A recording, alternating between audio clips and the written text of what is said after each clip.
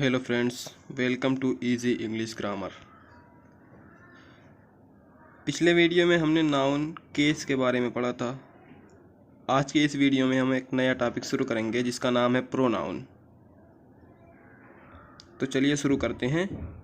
तो सबसे पहले जानते हैं प्रोनाउन होता क्या है। प्रोनाउन को हिंदी में सर्वनाम कहते हैं। Pronoun means for a noun. A pronoun is a word used instead of a noun. Noun के स्थान पर जो भी वर्ड यूज़ होता है उसको प्रोनाउन कहते हैं। For example, Ram is a handsome boy, he is my student. यहाँ पे राम जो है नाउन है, दूसरे सेंटेंस में राम की जगह पे ही यूज़ हुआ है, ये एक प्रोनाउन है। दूसरा एग्ज़ाम्पल देखते हैं, Sita is a beautiful girl, she lives with her husband. यहाँ पे सीता नाउन है और दूसरे सेंटेंस में सी जो है सीता का प्रोनाउन है। आमतौर पर नाउन के रेपिटेशन को रोकने के लिए ही प्रोनाउन का प्रयोग होता है। किसी भी वाक्य में एक ही नाउन को बार बार प्रयोग करने से वाक्य की सुंदरता खत्म हो जाती है। यही कारण है कि नाउन के बदले प्रोनाउन का यूज़ होता है। जैसे आप ऊपर देख सकते हैं, ऊपर दिए एग्जाम्पल में नाउन के रूप में राम एंड सीता का यूज़ किया गया है, जैसा कि मैंने पहले बता दिया है। बाद में वाक्य में आप देख सकते हैं कि राम के स्थान पर ही और सीता के स्थान पर सी का प्रयोग किया गया है। How many kinds of pronoun are there in English grammar. वैसे तो अलग अलग किताबों में अलग अलग काइंड्स दिए गए हैं, लेकिन मैंने ल्यूसेंट जनरल इंग्लिश ग्रामर से इस पार्ट को लिया है जिसमें 11 प्रकार दिए गए हैं प्रोनाउन के। तो चलिए देखते हैं। पहला प्रोनाउन है पर्सनल प्रोनाउन, जिसको हिंदी में कहते हैं पुरुषवाचक सर्वनाम, जिसमें I, me, we, us, you, he, him, she, her, it, they, them आदि आते हैं। दूसरा प्रोनाउन है पॉजेसिव प्रोनाउन, जिसको हिंदी में कहते हैं अधिकारवाचक सर्वनाम, जिसमें आते हैं mine, ours, yours, his, hers, theirs etcetera. तीसरा प्रोनाउन है डिमॉन्स्ट्रेटिव प्रोनाउन, जिसको हिंदी में कहते हैं संकेतवाचक सर्वनाम, जिसमें आता है दिस, दैट, दीज, दोज। चौथा प्रोनाउन है डिस्ट्रीब्यूटिव प्रोनाउन, जिसको हिंदी में कहते हैं व्यक्तिवाचक सर्वनाम, जिसमें आते हैं each, either, neither etcetera.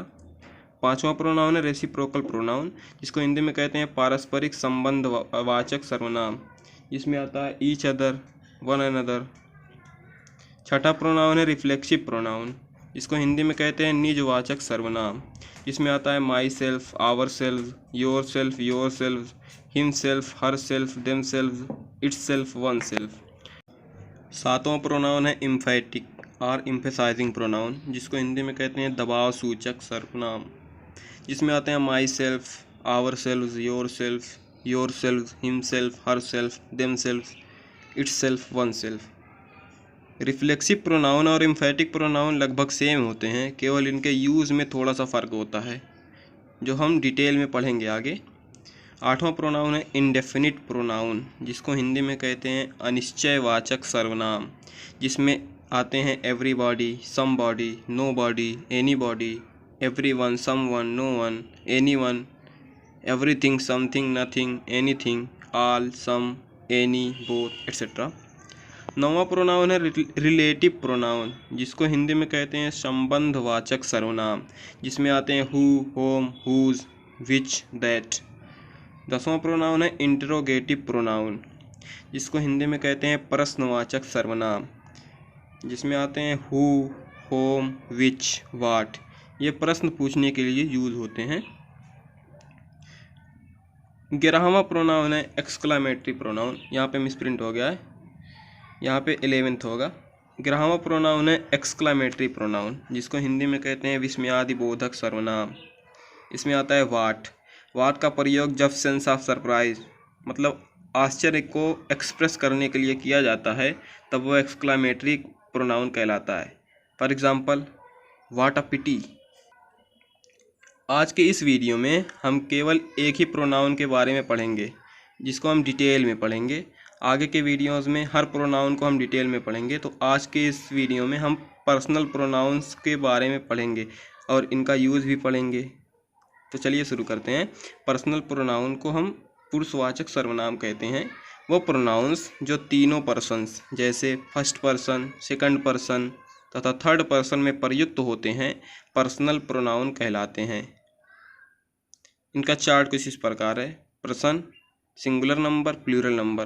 First person में आते हैं आई सिंगुलर में, प्लूरल में वी। सेकंड पर्सन में सिंगुलर में आता है यू, प्लूरल में भी आता है यू। थर्ड पर्सन में सिंगुलर में आते हैं ही, सी, इट, प्लूरल में आता है दे। तो what is first person? First person वे प्रोनाउंस जिससे बोलने वाले अर्थात स्पीकर का बोध होता है उसे फर्स्ट पर्सन का प्रोनाउन कहते हैं। वे प्रोनाउन जिससे स्पीकर का बोध होता है मतलब जो बोलता है उसको हम फर्स्ट पर्सन प्रोनाउन कहते हैं, फर्स्ट पर्सन का प्रोनाउन कहते हैं। फर्स्ट पर्सन के प्रोनाउन का टेबल कुछ इस प्रकार है। Number, nominative case, objective case, possessive case में पॉजेसिव एडजेक्टिव, पॉजेसिव प्रोनाउन।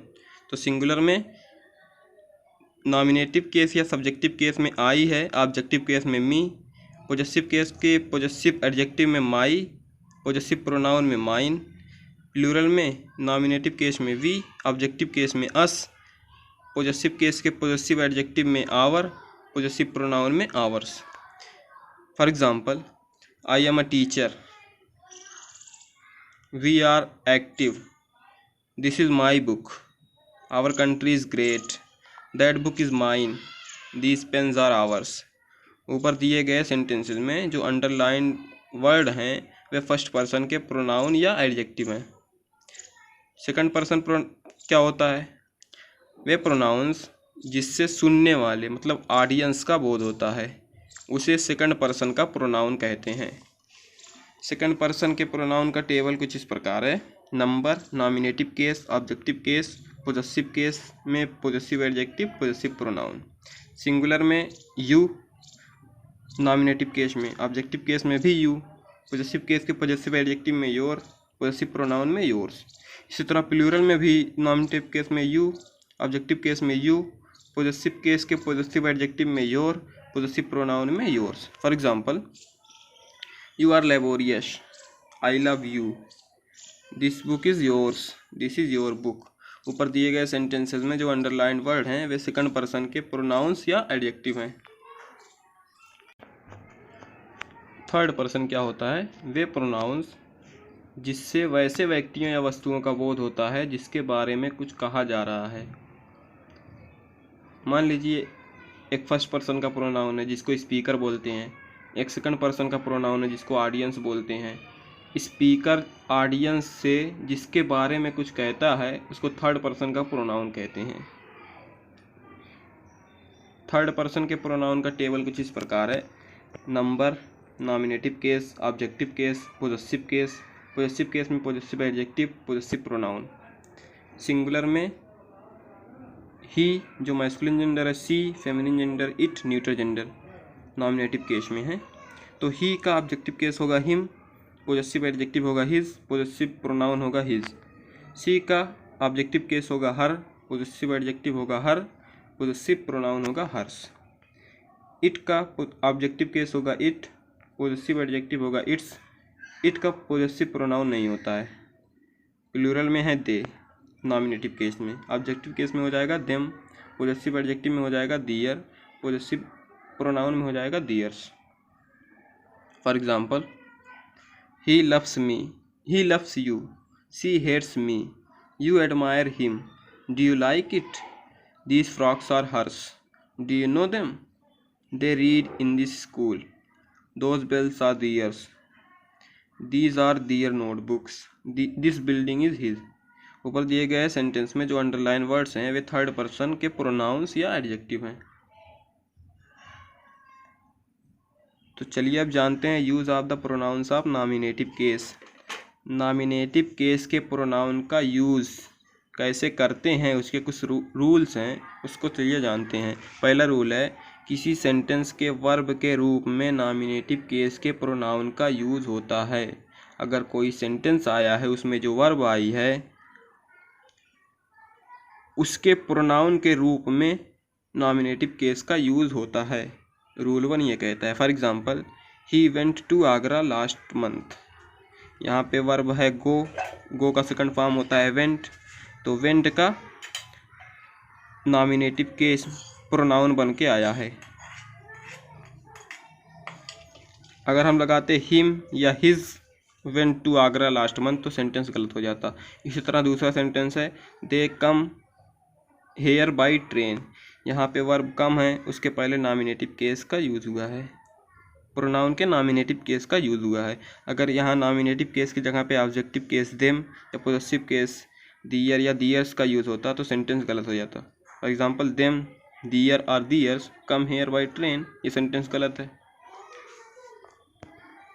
दूसरा रूल है किसी सेंटेंस के सब्जेक्ट के रूप में दो या दो से अधिक प्रोनाउंस किसी कॉन्जंक्शन एंड आर एटसेट्रा से जुड़कर प्रयुक्त हों तो वे नॉमिनेटिव केस में होते हैं।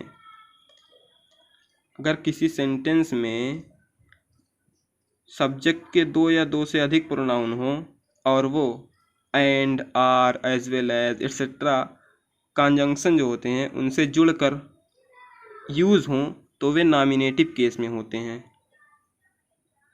ध्यान देने वाली बात है कि किसी सेंटेंस के सब्जेक्ट के रूप में दो या दो से अधिक प्रोनाउंस किसी conjunction and or as well as not only but also जो भी होता है जितने भी कॉन्जंक्शन होते हैं उनसे जुड़कर प्रयुक्त हों तो वे नॉमिनेटिव केस में होते हैं। For example you and him were good friends, यहाँ पे देखिए यू नॉमिनेटिव केस है लेकिन हिम जो है ऑब्जेक्टिव केस है।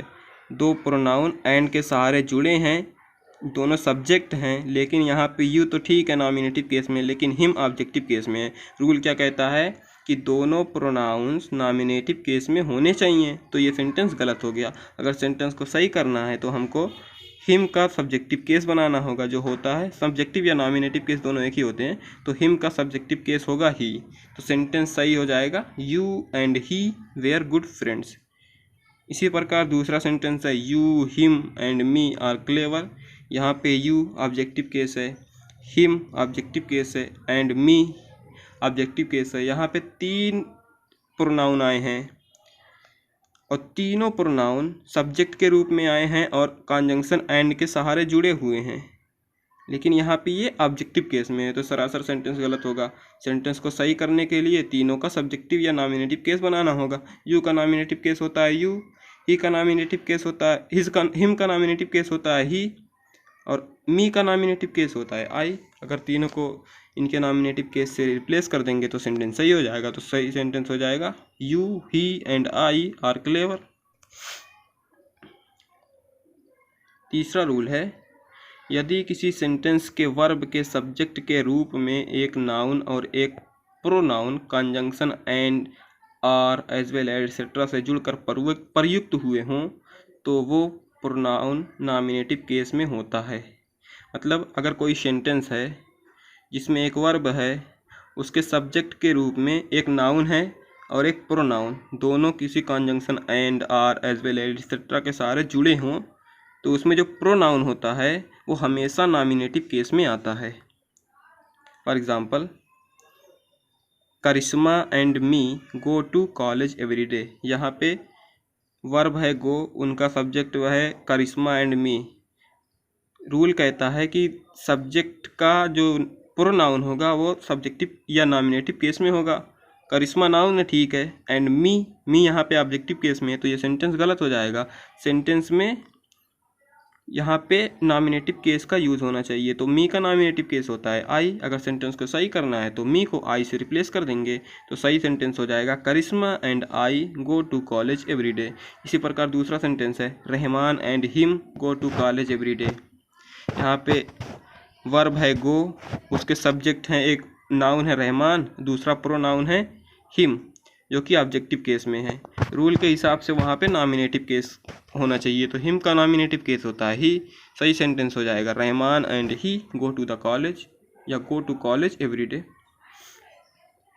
चौथा रूल है टू बी का प्रयोग इन्फिनिटिव के रूप में हो और अगर इसका कोई स्पष्ट सब्जेक्ट ना हो तो इसके बाद नॉमिनेटिव केस का यूज़ होता है। मतलब अगर किसी सेंटेंस में इन्फिनिटिव टू बी का प्रयोग हो और इसका कोई स्पष्ट सब्जेक्ट मतलब इसका सब्जेक्ट पता ना हो कौन है, तो इसके बाद नॉमिनेटिव केस का यूज़ होता है। For example, I would not want to be him, यहाँ पे इन्फिनेटिव टू बी का प्रयोग हुआ है। उसके बाद जो आया है सब्जेक्ट है प्रोनाउन हिम, जो कि ऑब्जेक्टिव केस में है, तो सेंटेंस गलत हो जाएगा। हमने रूल पढ़ा है कि टू बी का प्रयोग इन्फिनेटिव के रूप में हो और अगर इसका कोई स्पष्ट सब्जेक्ट ना हो तो इसके बाद नॉमिनेटिव केस का यूज़ होता है। तो इस सेंटेंस में कोई स्पष्ट सब्जेक्ट नहीं है, कौन सा सब्जेक्ट है, इसलिए टू बी के बाद नॉमिनेटिव केस का यूज़ होगा। तो हिम का नॉमिनेटिव केस होता है ही, सही सेंटेंस हो जाएगा I would not want to be he. पांचवा रूल है बी। बी का मतलब होता है is, am, are, was, were, has been, have been etcetera के पहले प्रयुक्त नाउन या प्रोनाउन सब्जेक्टिव केस में हो तो इसके बाद प्रयुक्त होने वाला नाउन या प्रोनाउन नॉमिनेटिव केस में होता है। मतलब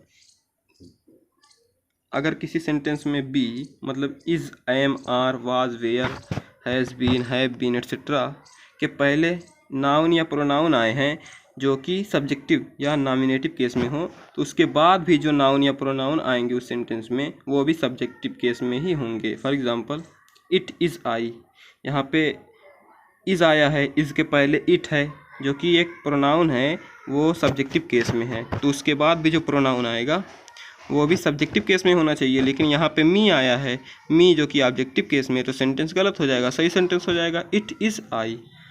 दूसरा एग्जांपल देखते हैं, इट इज़ हिम, यहाँ पे भी इज़ आया है, इसके पहले जो नाउन या प्रोनाउन, यहाँ पे तो प्रोनाउन है, प्रोनाउन इट आया है जो कि सब्जेक्टिव केस में है, तो उसके बाद भी जो प्रोनाउन आना चाहिए वो भी सब्जेक्टिव केस में आना चाहिए। लेकिन इस सेंटेंस में प्रोनाउन हिम है जो कि ऑब्जेक्टिव केस में है, तो ये सेंटेंस गलत है। इसको सही बनाने के लिए हिम का सब्जेक्टिव केस बनाना होगा जो कि होता है ही, तो सही सेंटेंस हो जाएगा इट इज़ ही। अब कुछ पॉइंट यहाँ पे नोट करने वाले हैं। पहला पॉइंट है be, is, am, are, was, were, has been, have been etcetera के बाद who, which, that plus class का प्रयोग हो तो who, which, that relative pronoun के पहले नॉमिनेटिव केस के प्रोनाउन का प्रयोग होता है। अगर किसी सेंटेंस में is, am, are, was, were, have been के बाद कोई relative pronoun who, which, that उसके बाद क्लास का प्रयोग हो तो उस रिलेटिव प्रोनाउन के पहले नॉमिनेटिव केस के प्रोनाउन का प्रयोग होता है।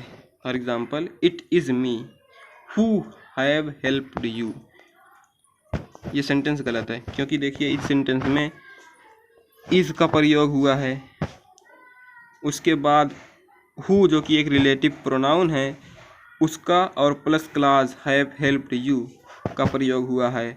तो इसमें रूल कहता है कि उस रिलेटिव प्रोनाउन के पहले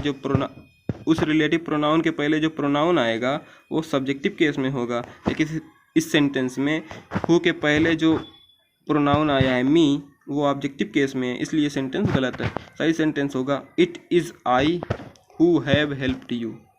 second example is it is him who have stolen my pen, यहाँ पे भी इज़ आया है इस सेंटेंस में, उसके बाद वो सेंटेंस में रिलेटिव प्रोनाउन हु से क्लास को जोड़ा गया है, तो उस रिलेटिव प्रोनाउन के पहले भी एक प्रोनाउन आया है। रूल कहता है कि वो प्रोनाउन सब्जेक्टिव केस या नॉमिनेटिव केस में होना चाहिए, लेकिन यहाँ पे हिम जो है वो ऑब्जेक्टिव केस में है, तो ये सेंटेंस गलत हो गया। सही सेंटेंस हो जाएगा it is he who have stolen my pen. दूसरी नोट करने वाली चीज़ ये है कि टू बी का प्रयोग इन्फिनेटिव के रूप में हो तथा इसके पहले प्रयुक्त नाउन और प्रोनाउन ऑब्जेक्टिव केस में हो तो इसके बाद प्रयुक्त होने वाला नाउन या प्रोनाउन भी ऑब्जेक्टिव केस में होगा। मतलब अगर टू बी का प्रयोग इन्फिनेटिव के रूप में होता है और इसके पहले जो भी नाउन या प्रोनाउन ऑब्जेक्टिव केस में होते हैं तो उसके बाद भी जो नाउन या प्रोनाउन आएंगे वो भी ऑब्जेक्टिव केस में होंगे। For example, I know the man to be he, यहाँ पे नो वर्ब है, द मैन ऑब्जेक्टिव केस में है, यहाँ पे इन्फिनेटिव आई है टू बी, उसके बाद भी जो प्रोनाउन या नाउन आएगा वो भी ऑब्जेक्टिव केस में होना चाहिए। तो इस सेंटेंस में प्रोनाउन आया ही जो कि नॉमिनेटिव केस में है, तो सेंटेंस गलत होगा। रूल जो कहता है कि अगर किसी सेंटेंस में इन्फिनेटिव टू बी का प्रयोग हो, उसके पहले जो नाउन या प्रोनाउन हैं वो ऑब्जेक्टिव केस में अगर आते हैं तो उसके बाद जो भी नाउन या प्रोनाउन आएंगे वो भी ऑब्जेक्टिव केस में ही होंगे। तो सही सेंटेंस हो जाएगा I know the man to be him. छठा रूल कहता है किसी वर्ड के अपोजिशन के रूप में एक या एक से अधिक प्रोनाउन का प्रयोग हो तथा वो वर्ड सेंटेंस का सब्जेक्ट हो तो प्रोनाउन नॉमिनेटिव केस में होता है। किसी वर्ड के अपोजिशन के रूप में, अगर आपको नहीं पता अपोजिशन क्या होता है तो आप मेरा पुराना वीडियो देख सकते हैं जिसमें मैंने बताया है केस इन अपोजिशन के बारे में। तो रूल कहता है कि किसी वर्ड के अपोजिशन के रूप में एक या एक से अधिक प्रोनाउन का प्रयोग हो तथा वो वर्ड सेंटेंस का सब्जेक्ट हो तो प्रोनाउन नॉमिनेटिव केस में होता है। For example, the two of us him and me did not agree to her proposal. यहाँ पे द टू ऑफ अस, इसका अपोजिशन है हिम एंड मी जो कि प्रोनाउन है, इस सेंटेंस में सब्जेक्ट भी हैं, तो ये प्रोनाउन नॉमिनेटिव केस में होने चाहिए, लेकिन सेंटेंस जो है उसमें हिम एंड मी है आया है जो कि ऑब्जेक्टिव केस में है, तो सेंटेंस सरासर गलत हो जाएगा रूल के हिसाब से। तो सही सेंटेंस हो जाएगा the two of us he and I did not agree to her proposal. Use of the pronouns of objective case. Objective case के प्रोनाउन का यूज़ कैसे होता है उसके कुछ रूल्स हैं, उसको पढ़ते हैं। पहला रूल है किसी सेंटेंस के वर्ब के ऑब्जेक्ट के रूप में ऑब्जेक्टिव केस के प्रोनाउन का प्रयोग होता है। अगर कोई सेंटेंस आया है उसमें जो वर्ब आती है उसके ऑब्जेक्ट के रूप में जो भी प्रोनाउन आता है वो ऑब्जेक्टिव केस में आता है। For example, my grandfather told, I और माई अगर लगाते हैं तो सेंटेंस गलत हो जाएगा। स्टोरी पूरा सेंटेंस है माई ग्रैंडफादर टोल्ड आई और माई आई स्टोरी, ये सेंटेंस गलत है क्योंकि टोल्ड जो वर्ब है उसके बाद जो भी प्रोनाउन आता है वो ऑब्जेक्टिव केस में होता है। यहाँ पे जो प्रोनाउन आया नॉमिनेटिव या पॉजिटिव केस में है वो गलत हो जाएगा सेंटेंस। तो ऑब्जेक्टिव केस होता है आई का मी, सही सेंटेंस हो जाएगा माई grandfather told me a story. दूसरा सेंटेंस है I teach there are they, ये सेंटेंस भी गलत है क्योंकि वर्ब के बाद जो भी ऑब्जेक्ट आता है वो ऑब्जेक्टिव केस में होता है, लेकिन यहाँ पे दियर पॉजिटिव केस होता है, दे नॉमिनेटिव केस होता है, तो सेंटेंस गलत हो जाएगा। सही सेंटेंस हो जाएगा आई टीच देम। दूसरा रूल कहता है यदि किसी सेंटेंस के वर्ब के ऑब्जेक्ट के रूप में दो प्रोनाउंस किसी कॉन्जंक्शन एंड और एज वेल एज एट्सेट्रा से जुड़कर यूज़ हुए हों तो वो ऑब्जेक्टिव केस में होते हैं।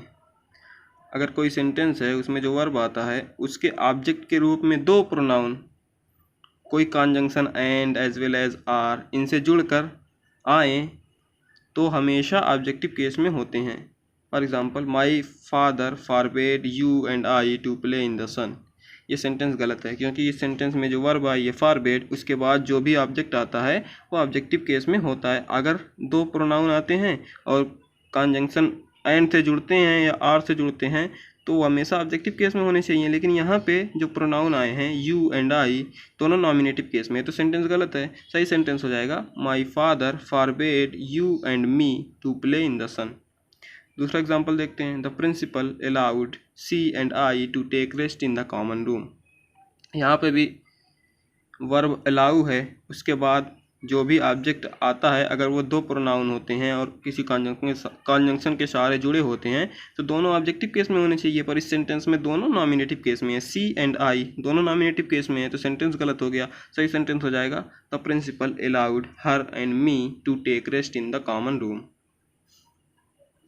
तीसरा रूल है यदि किसी सेंटेंस के वर्ब के ऑब्जेक्ट के रूप में एक नाउन तथा एक प्रोनाउन किसी conjunction and or as well as etcetera से जुड़कर यूज हुए हों तो वह नाउन या प्रोनाउन ऑब्जेक्टिव केस में होते हैं। For example, her mother invited Raman and I to lunch. Rule कहता है कि किसी सेंटेंस के वर्ब के ऑब्जेक्ट के रूप में अगर एक नाउन और दूसरा प्रोनाउन किसी कॉन्जंक्शन एंड आर एक्सेट्रा से जुड़कर यूज हो तो वो प्रोनाउन या नाउन ऑब्जेक्ट केस में होता है। पर यहाँ पे सेंटेंस में वर्ब है इनवाइटेड, उसके बाद जो भी ऑब्जेक्ट आया है एक नाउन है दूसरा प्रोनाउन है, है रमन एंड आई पर। रूल कहता है कि जो प्रोनाउन आएगा वो ऑब्जेक्टिव केस में होगा, लेकिन यहाँ पे जो आई आया है वो नॉमिनेटिव केस में है, तो सेंटेंस गलत हो गया। सही सेंटेंस हो जाएगा her mother invited Raman and me to lunch.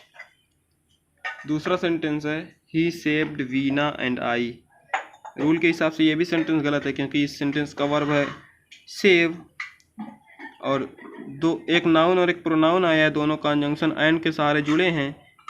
जो प्रोनाउन आएगा उसका केस जो होगा ऑब्जेक्टिव केस होना चाहिए, पर इस सेंटेंस में उसका केस नॉमिनेटिव केस है जो कि आई है, तो सही सेंटेंस हो जाएगा he saved Veena and me. Use of the pronouns of possessive case. Possessive case के प्रोनाउन का यूज़ कैसे करते हैं, अब उसके बारे में कुछ रूल होते हैं, उनको पढ़ेंगे। पहले उसका चार्ट देखते हैं। Noun possessive adjective possessive pronoun. Noun है आई, पॉजेसिव एडजेक्टिव हो जाएगा माई, पॉजेसिव प्रोनाउन हो जाएगा mine. Noun we, possessive adjective our, possessive pronoun ours. Noun you, possessive adjective your, possessive pronoun yours. Noun he, possessive adjective his, possessive pronoun his. Noun है she, possessive adjective हो जाएगा हर, possessive pronoun हो जाएगा hers. Noun है it, possessive adjective हो जाएगा it's.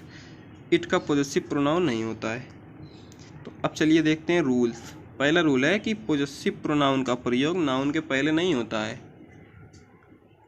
किसी sentence में किसी नाउन के पहले पॉजेसिव प्रोनाउन का यूज़ नहीं होता है। For example hours college was closed yesterday.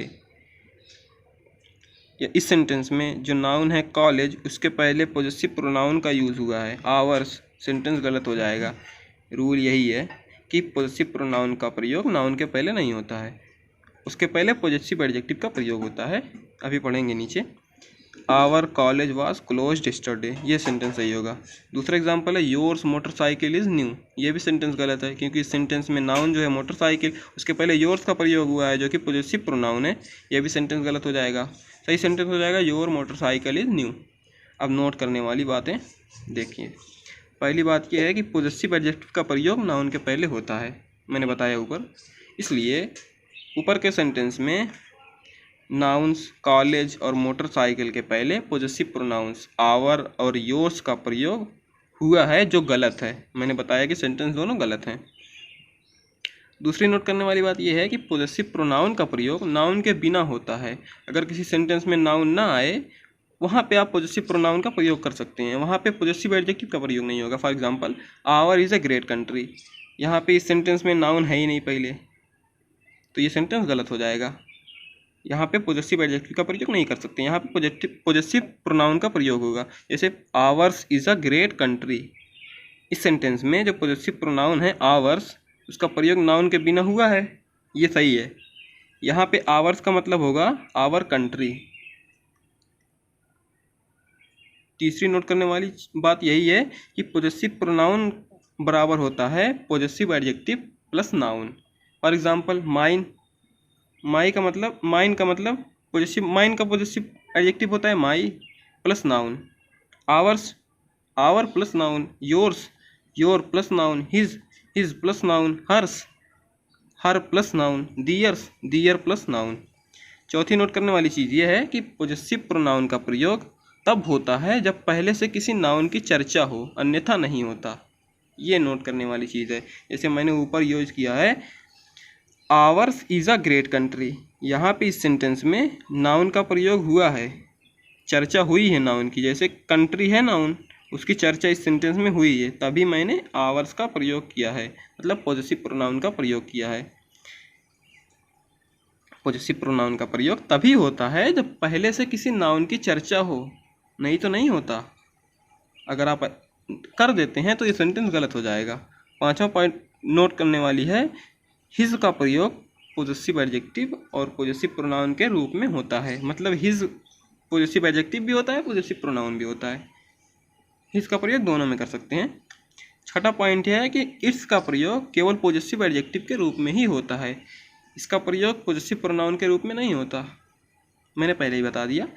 दूसरा रूल है पॉजेसिव प्रोनाउंस का प्रयोग किसी सेंटेंस के वर्ब के सब्जेक्ट के रूप में होता है। अगर कोई सेंटेंस है उसमें जो वर्ब आता है उसके सब्जेक्ट के रूप में भी पॉजेसिव प्रोनाउन का यूज़ होता है।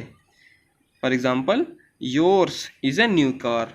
यहाँ पे मैंने पॉजेसिव प्रोनाउन का यूज़ किया है क्योंकि इस सेंटेंस में नाउन जो है कार उसकी चर्चा हुई है, इसलिए यूज़ किया है। तो रूल कहता है कि पॉजेसिव प्रोनाउन का प्रयोग किसी सेंटेंस के वर्ब के सब्जेक्ट के रूप में होता है। तो इस सेंटेंस में वर्ब है इज़, उसका सब्जेक्ट जो आएगा योर्स, ये पॉजेसिव प्रोनाउन का है। तो यहाँ पे मैंने यूज़ किया, ये सेंटेंस सही है। इसका अर्थ होगा your car is a new car. दूसरा सेंटेंस है hers is a beautiful sari. यहाँ पे भी वर्ब है इज़, उसके पहले जो भी सब्जेक्ट आएगा वहाँ पे हम पॉजेसिव प्रोनाउन का यूज़ कर सकते हैं। यहाँ पे मैंने यूज़ किया हर्स। इस सेंटेंस का मतलब हुआ her sari is a beautiful sari. तीसरा रूल है पॉजेसिव प्रोनाउंस का प्रयोग किसी सेंटेंस के वर्ब के ऑब्जेक्ट के रूप में होता है। पॉजेसिव प्रोनाउन का प्रयोग किसी सेंटेंस के वर्ब के ऑब्जेक्ट के रूप में भी होता है। ऊपर देखा कि सब्जेक्ट के रूप में होता है, यहाँ पे अब देखेंगे उसके ऑब्जेक्ट के रूप में भी होता है। For example, he has lost my notebook as well as your. ये सेंटेंस यहाँ पे गलत है क्योंकि इस सेंटेंस का जो वर्ब है has lost, my notebook and your, यहाँ पे जो ऑब्जेक्ट है माई नोटबुक है और योर है, पर यह सेंटेंस कहता है पॉजेसिव प्रोनाउन का यूज़ होना चाहिए यहाँ पे। तो लेकिन ये जो योर है वो पॉजेसिव एडजेक्टिव है, तो सेंटेंस गलत हो गया। सही सेंटेंस हो जाएगा he has lost my notebook as well as yours. दूसरा सेंटेंस है please save his life and her. इस सेंटेंस में वर्ब जो है सेव है, उसके बाद जो ऑब्जेक्ट आया हिज लाइफ है और हर है, पर यहाँ पे जो ऑब्जेक्ट आएगा वो पॉजेसिव प्रोनाउन का होना चाहिए, पर हर जो होता है वो पॉजेसिव एडजेक्टिव है, तो सेंटेंस गलत हो गया। सही सेंटेंस होगा please save his life and hers. चौथा रूल कहता है कि पॉजेसिव प्रोनाउंस का प्रयोग किसी सेंटेंस में प्रीपोजिशन के ऑब्जेक्ट के रूप में होता है। अगर कोई सेंटेंस है उस सेंटेंस में जो प्रीपोजिशन आती है उसके ऑब्जेक्ट के रूप में भी पॉजेसिव प्रोनाउन का प्रयोग होता है, ना कि पॉजेसिव एडजेक्टिव का। For example, I prefer your company to her. इस सेंटेंस में प्रीपोजिशन टू है, उसके बाद जो ऑब्जेक्ट आया हर, ये पॉजेसिव एडजेक्टिव में, इसलिए ये सेंटेंस गलत हो गया। सही सेंटेंस हो जाएगा I prefer your company to hers. In the same way दूसरा सेंटेंस है your problem is different from my. इस सेंटेंस में जो प्रीपोजिशन है फ्रॉम, उसके बाद जो भी ऑब्जेक्ट आएगा वो पॉजेसिव प्रोनाउन में होना चाहिए, ना कि पॉजेसिव एडजेक्टिव में। पर इस सेंटेंस में पॉजेसिव एडजेक्टिव में माई, जो कि पॉजेसिव एडजेक्टिव होता है, तो ये सेंटेंस गलत हो गया। सही सेंटेंस हो जाएगा your problem is different from mine. पांचवा रूल कहता है पॉजेसिव प्रोनाउन का प्रयोग इन्फिनिटिव टू प्लस वर्ब की फर्स्ट फॉर्म के सब्जेक्ट के रूप में होता है। अगर किसी सेंटेंस में इन्फिनिटिव आई है तो उसके सब्जेक्ट के रूप में भी पॉजेसिव प्रोनाउन का प्रयोग होता है। For example, Mr Thakur allowed his children to go to the museum but Mrs Jha did not allow her to go. इस सेंटेंस में इन्फिनिटिव टू गो है, उसके पहले जो सब्जेक्ट आएगा वो पॉजेसिव प्रोनाउन में होना चाहिए, ना कि पॉजेसिव एडजेक्टिव में। पर इस सेंटेंस में टू गो के पहले जो सब्जेक्ट आया है वो पॉजेसिव एडजेक्टिव में है, हर, तो ये सेंटेंस गलत हो गया। सही सेंटेंस होगा Mr Thakur allowed his children to go to the museum but Mrs Jha did not allow hers to go. ये सेंटेंस सही होगा। तो आज के इस वीडियो में बस इतना ही। अगले वीडियो में हम जानेंगे यूज़ ऑफ पर्सनल प्रोनाउन। तब तक के लिए आप मेरा पुराना वीडियो देख सकते हैं। अगर आपको ये वीडियो पसंद आया हो तो इस वीडियो को लाइक कर सकते हैं और शेयर भी कर सकते हैं और चैनल को सब्सक्राइब भी कर सकते हैं।